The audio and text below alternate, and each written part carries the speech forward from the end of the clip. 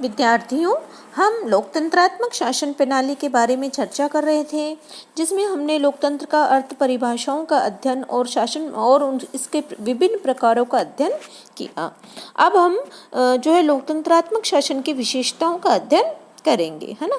तो लोकतंत्र जो है स्वतंत्रता, समानता और भ्रातृत्व पर आधारित एक ऐसी शासन व्यवस्था है जिसमें सर्वसाधारण जनता द्वारा निश्चित समय के लिए निश्चित शासन वर्ग सत्ता का प्रयोग करता है। लोकतांत्रिक शासन व्यवस्थाओं के कुछ सामान्य लक्षण हैं जिनके आधार पर यह ज्ञान प्राप्त किया जा सकता है कि एक राजनीतिक व्यवस्था किस सीमा तक लोकतांत्रिक है। लोकतांत्रिक शासन और लोकतांत्रिक राज्य व्यवस्था के लक्षणों का अध्ययन हम इस प्रकार से कर सकते हैं। पहला, लोक प्रभुता में विश्वास, बिलीफ इन पॉपुलर सॉवरेनिटी। लोक प्रभुता का आशय यह है कि सत्ता लोगों से उत्पन्न होती है और शासन सत्ता का अंतिम रूप से समस्त जनता में निवास करती है, तथा लोक प्रभुता की यह धारणा लोकतंत्र का मूल विश्वास है। लोक प्रभुता की स्थिति को इस प्रकार से प्राप्त किया जा सकता है कि पहला, लोकप्रिय और नियतकालिक चुनाव, है ना, कि लोकतांत्रिक व्यवस्था का यह आवश्यक लक्षण है कि शासक वर्ग समस्त वयस्क जनता द्वारा और निश्चित समय के लिए निर्वाचित होना चाहिए और इन चुनावों में संविधान और कानून द्वारा निर्धारित योग्यता रखने वाले सभी व्यक्तियों को जनप्रतिनिधि के रूप में निर्वाचित होने का अधिकार होना चाहिए। चुनाव जनता का विश्वास प्राप्त करने के साधन है, अतः शासक वर्ग के द्वारा चुनावों को टालने का कोई भी प्रयत्न नहीं किया जाना चाहिए। दूसरा है लोकप्रिय नियंत्रण। न केवल शासक वर्ग जनता द्वारा निर्वाचित हो, वरन जनता को शासक वर्ग पर प्रत्यक्ष या परोक्ष नियंत्रण की स्थिति प्राप्त होनी चाहिए। जनता द्वारा शासक वर्ग पर यह नियंत्रण जनप्रतिनिधियों के माध्यम से ही रखा जा सकता है। और तीसरा है लोकप्रिय प्रभाव और उत्तरदायित्व, है ना, यानी ऐसी व्यवस्था होनी चाहिए कि जनता का शासक वर्ग पर निरंतर प्रभाव बना रहे। इसके लिए आवश्यक है कि जनता को शासन की आलोचना करने के अधिकार सहित सभी नागरिक और राजनीतिक स्वतंत्रताएं प्राप्त हों। संचार साधनों, प्रेस, रेडियो और टेलीविज़न को स्वतंत्रता की स्थिति प्राप्त हो और जनता तथा शासक वर्ग में निरंतर संपर्क की स्थिति विद्यमान हो। शासन जनता और जनप्रतिनिधियों के प्रति उत्तरदायी भी होना चाहिए। दूसरा है जो हमारा लोकतंत्र का लक्षण, वो है राजनीतिक और नागरिक समानता। देखिए, समानता जो है वो लोकतंत्र का मूल आधार है, अतः सभी नागरिकों को समान राजनीतिक शक्ति प्राप्त होनी चाहिए। वयस्क मताधिकार इस स्थिति को प्राप्त करने का साधन है। इसके अतिरिक्त सभी व्यक्तियों को कानून के समक्ष समानता की स्थिति प्राप्त होनी चाहिए।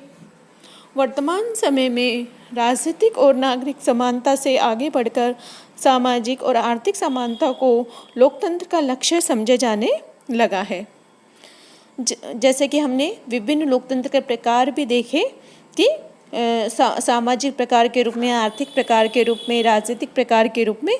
तो राजनीतिक और नागरिक समानता जो है लोकतंत्र के आधार है और समाज में जाति, वर्ण, लिंग और सामाजिक स्थिति के आधार पर भेदभाव नहीं होना चाहिए और पूर्ण आर्थिक समानता चाहे व्यवहारिक न हो, लेकिन इस सीमा तक आर्थिक समानता अवश्य होनी चाहिए कि एक व्यक्ति धन संपदा के बल पर दूसरों का शोषण नहीं कर सके। सभी व्यक्तियों को विकास के समान अवसर प्राप्त होने चाहिए।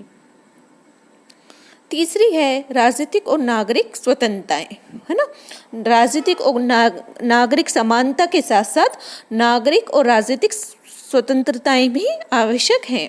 जब सभी व्यक्तियों को राजनीतिक और नागरिक स्वतंत्रताएं प्राप्त हों तो लोकतंत्र तभी संभव हो सकेगा। राजनीतिक स्वतंत्रता में जैसे मत देने का अधिकार, प्रतिनिधि के रूप में निर्वाचित होने का अधिकार, सार्वजनिक पद ग्रहण करने का अधिकार, शासन की आलोचना करने का अधिकार। नागरिक स्वतंत्रता में विचार अभिव्यक्ति भाषण की स्वतंत्रता है, प्रेस की स्वतंत्रता है, सम्मेलन की स्वतंत्रता है, राजनीतिक दल और अन्य संगठन स्थापित करने की स्वतंत्रता है, निवास की, स्थान की, आवागमन, व्यापार, व्यवसाय और सीमित मात्रा में संपत्ति की स्वतंत्रता आदि है। लोकतंत्र जो है वो प्रतियोगी राजनीति में विश्वास करता है। अतः लोकतांत्रिक व्यवस्था वाले देश में एक से अधिक राजनीतिक दलों का अस्तित्व नितांत आवश्यक है। इसके अतिरिक्त व्यक्ति को अपने धार्मिक विश्वास के आधार पर आचरण की स्वतंत्रता और सांस्कृतिक स्वतंत्रता भी प्राप्त होनी चाहिए। जनता को शासन का संयमित विरोध करने की स्वतंत्रता भी प्राप्त होनी चाहिए।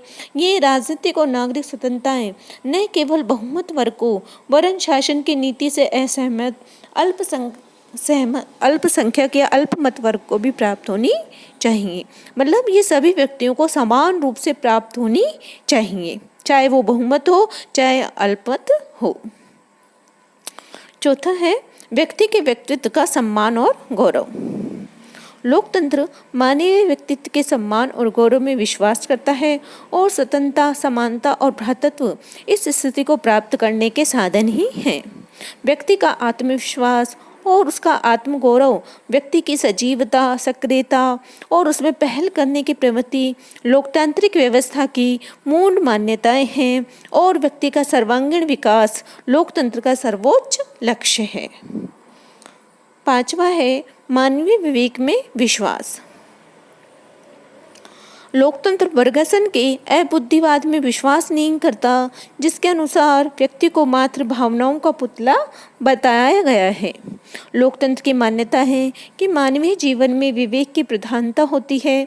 राजनीतिक और सामाजिक क्षेत्र में उचित निर्णय तक पहुंचने का मार्ग विचारों का आदान प्रदान ही हो सकता है और तीव्र मतभेद तथा विवाद की स्थिति में भी संघर्ष के बजाय विचारों के आदान प्रदान से ही समस्या का समाधान ढूंढने की चेष्टा की जानी चाहिए। कोरी तथा हॉर्स के शब्दों में कि लोकतांत्रिक राजनीतिक प्रक्रिया वाद विवाद, मेल मिलाप और समझौते की प्रक्रिया है। छठा है बहुमत का शासन। लोकतंत्र मतपेटी में विश्वास करता है ना, और मतपेटी की प्रक्रिया के अनुसार जिसे बहुमत प्राप्त हो वह शासन करने का अधिकार होता है। लोकतंत्र बहुमत को यह सोचकर स्वीकार करता है कि बहुमत आवश्यक रूप से सदैव सही होता है। यह सोचकर विश्वास स्वीकार करता है कि जनता के शासन का एकमात्र व्यवहारिक मार्ग जो है बहुमत का शासन ही है। सातवां है शक्ति विभाजन और न्यायपालिका की स्वाधीनता। शक्ति विभाजन कैसे है कि मॉन्टेस्क्यू ने सरकार के 3 अंग बताए, जैसे व्यवस्थापिका, कार्यपालिका और न्यायपालिका के बीच शक्तियों का विभाजन, है ना। तो मॉन्टेस्क्यू का मानना था कि इन सरकार के तीनों अंगों के पृथक पृथक कार्य हैं और ये एक दूसरे से पृथक रहने चाहिए, है ना। तो लेकिन लोकतांत्रिक व्यवस्था वाले देश में किसी न किसी रूप में शक्ति विभाजन अवश्य ही अपनाना चाहिए होगा। शक्ति विभाजन सिद्धांत में ये भाव है कि विभिन्न कार्यों का संपादन करने हेतु अलग अलग राजनीतिक संस्थाएं होनी चाहिए और इन राजनीतिक संस्थाओं को मान मर्यादा को बनाए रखा जाना चाहिए। इसके साथ ही न्यायपालिका को व्यवस्थापिका और व्यवस्थापिका सहित अन्य सभी व्यवस्थापिका को अन्य कार्यपालिका सहित अन्य सभी दबावों से स्वतंत्रता प्राप्त होनी चाहिए, है ना। यानी सरकार के तीनों अंग पूरी तरह स्वतंत्र हों और उन पर किसी भी प्रकार का दबाव नहीं होना चाहिए, तभी जो है लोकतांत्रिक व्यवस्था जो है सही रूप में कार्यान्वित हो पाएगी। और आठवां है संविधानवाद, है ना। संविधानवाद का आशय है सीमित शक्तियों वाला शासन, और लोकतंत्र की यह मूल मान्यता है कि शासन को सीमित शक्तियां ही प्राप्त होनी चाहिए, असीमित शक्तियां नहीं। तो इस प्रकार लोकतंत्र संविधानवाद में विश्वास करता है। एक संविधानवादी शासन वह है यह एक संविधानवादी शासन है। हैरिंगटन के अनुसार लोकतंत्र की मान्यता है विधियों का शासन, विधियों की सर्वोच्चता, व्यक्तियों का शासन नहीं। और इसके अंतर्गत संविधानवाद के लक्ष्यों को प्राप्त करने के लिए लिखित संविधान में नागरिकों के लिए अधिकार पत्र की व्यवस्था और शक्ति विकेंद्रीकरण आदि साधनों को अपनाया जा सकता है।